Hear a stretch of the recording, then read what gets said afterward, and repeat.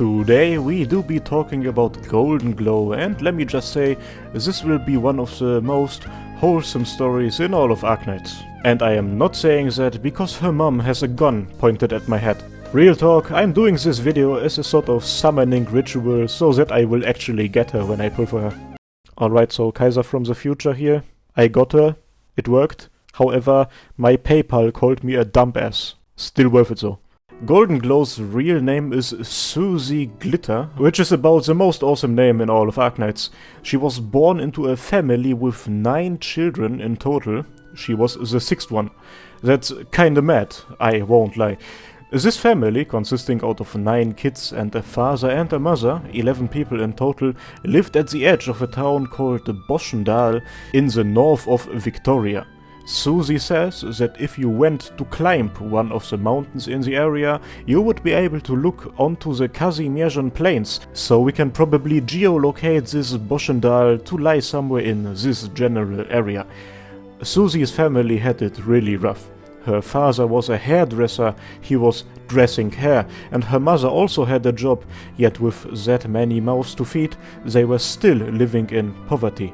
How much of an impact that would have on her life could be seen in many instances. For example, she was born with a high originium adaptability, which at its core means that she was born with a natural talent for using originium arts. She went to a local caster institute in order to study, however, she had to drop out after some time because they just straight up couldn't afford it. But that situation wouldn't stop them from enjoying things. Susie's father would always say that we shouldn't change our attitude to life just because we are poor, and he would do things like take them out for picnics into nature, for example. As that's how Susie knows about that mountain that can look into Qaisermlg and whatnot. Things got way worse when her father passed away.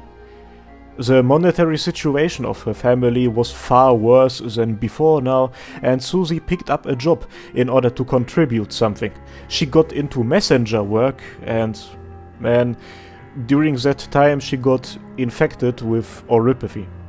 For those of you who don't know it, that's a very bad thing.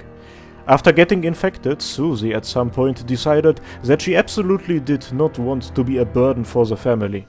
Getting oropathy treatment was out of the question anyway, if you look at how expensive it is, and getting a good job as an infected. She decided to leave her home. Although she had a strong bond with her mother, she still made that decision. In the time after that, she found herself constantly moving southwards from place to place, looking for a place at which she could stay and earn some money. At the end, she found a place, the city of Caladon. Caladon had passed the New Caladon Infected Act at some point, which made life for the infected way more livable there. Many infected migrated to the city. Susie definitely wasn't the only one. So she took up residence there and she found a job. She became the shopkeeper of a shop called Green Spark, which was owned by a person named Quirkus. On paper it was a lighting shop where you are supposed to shop for lamps and stuff, but many of the locals would treat it as a pub and go there in order to down some pints with the mandem. And Susie would also cut their hair sometimes. It was a weird shop, really. All the customers grew very fond of Susie, they were very protective of her, and they gave her the nickname Sparky. Some of the people she met there would also very often rub her ears, including but not limited to Quirkus and Rhodes Island operator Granny. She would work as much as possible, she had to take care of an entire shop after all. She would also very often skip out meals, all in order to obtain as much money as possible. And after a total of 5 years of being away from home, she had saved up quite the nice sum. We don't have a currency conversion from Terra into our world, but let's just say that we are proud of her, alright? After those 5 years, she had made enough money to buy the shop she worked for. That's what you call a Mogul Move, if you're being honest. Her plan was to buy the shop and then turn it into a salon. Not the kind you see in cowboy movies, that's a saloon, but the kind for hairstyling. It has been her biggest dream for a very long time to do something like that, just like her father before her. While Quirkus was the owner of the shop, the actual owner of the property, aka the building in which the shop was located in, was, well, Rhodes Island, represented by an operator called Bitterroot in this case. You might imagine that buying real estate from a big pharmaceutical company might be a bit complicated, yet it wasn't, and Bitterroot just immediately sold it to her. With the property in her hands and everybody cheering for her, like genuinely everyone was happy for her, she would now be able to live the life that she had dreamed of for so long. And then the Light Spark in Darkness event happened. Without going into too many details, an arson attack left the building she just bought completely destroyed, completely burnt down. Everything she had worked towards was gone, reduced to ashes.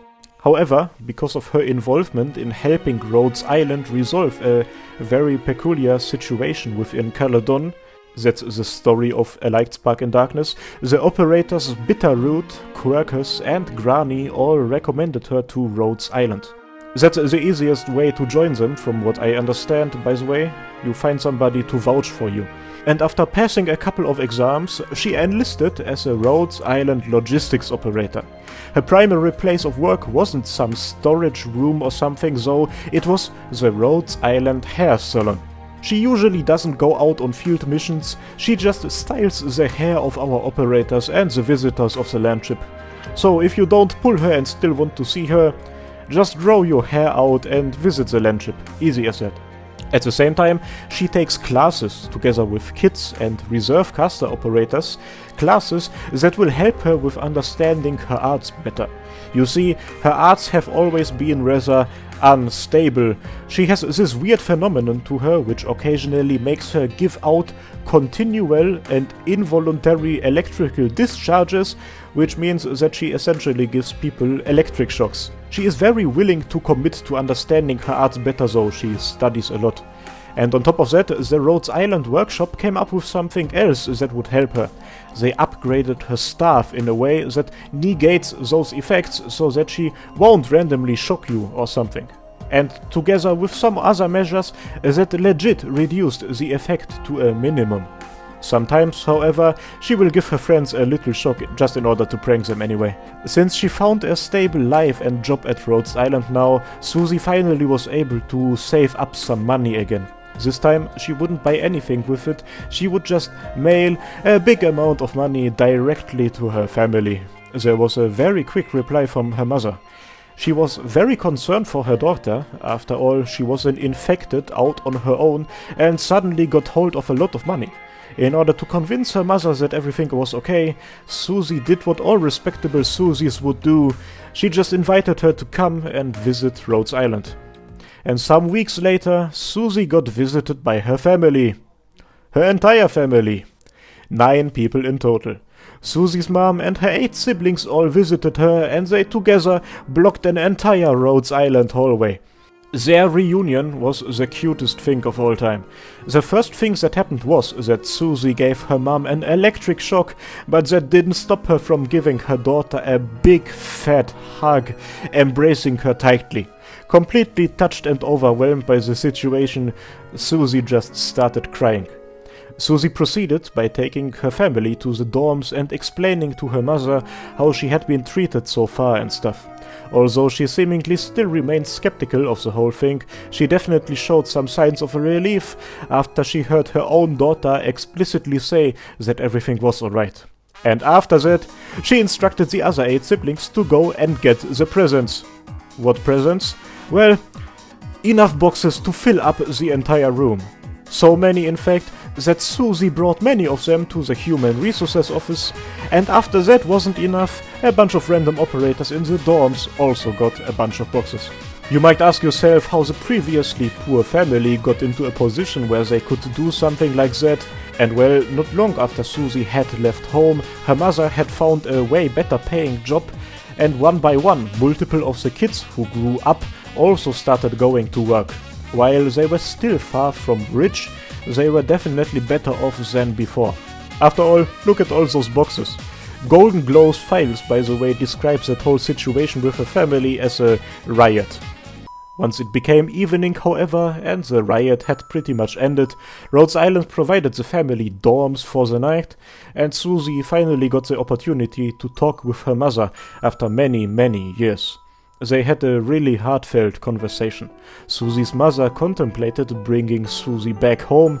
They shared a very strong bond with each other back then, after all, and they should be able to cover her oropathy treatment cost at this point.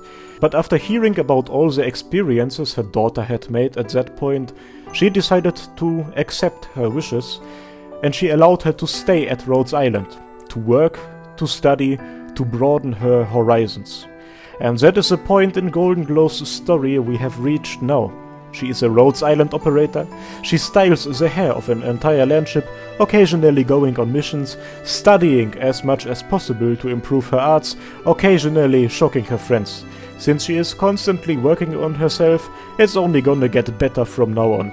Or, to directly quote her files, "Though this land remains grey, at least what Susie Glitter sees in the moment is a clear, sparkling future.